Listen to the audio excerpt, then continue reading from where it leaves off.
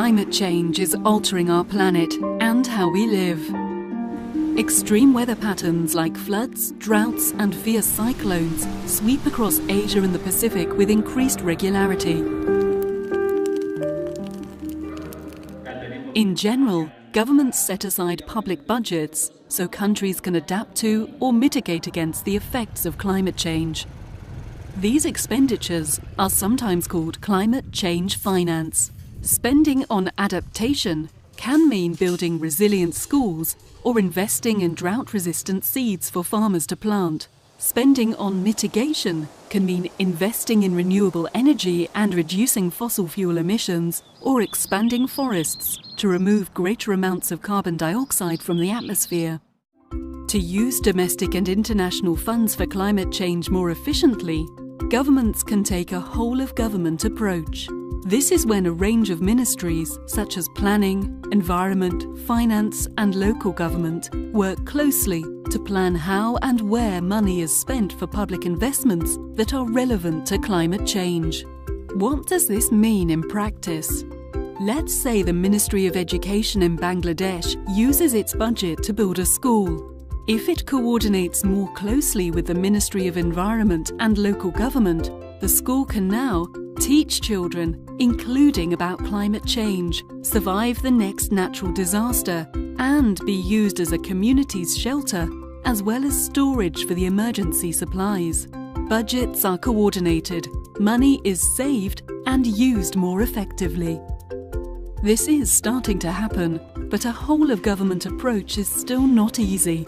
Even stronger collaboration between ministries will be needed to strengthen budget management as it relates to climate change, with stronger planning, smarter spending, better monitoring, greater efficiency and transparency.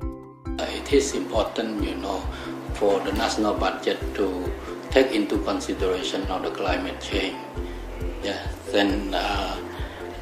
This is very important in making, investment decision.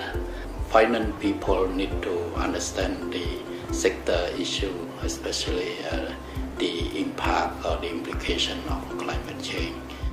Better cooperation between national and subnational governments should also be promoted to ensure that climate change and development policies are aligned with implementation on the ground. Let's look at the already significant amount of annual domestic funds that are spent on climate change, ranging from 2.7% to 17% of the total national annual budget. International funds are also available to countries to help them with climate change initiatives. If countries shift to a whole-of-government approach for climate change spending, then international funding has better potential to fill identified financing gaps. Coordination, collaboration and transparency can eliminate fragmentation of funding and help to ensure greater impact in line with national climate change priorities. Thailand is but one example of how effective spending has helped the country recover from flooding and plan for future disasters.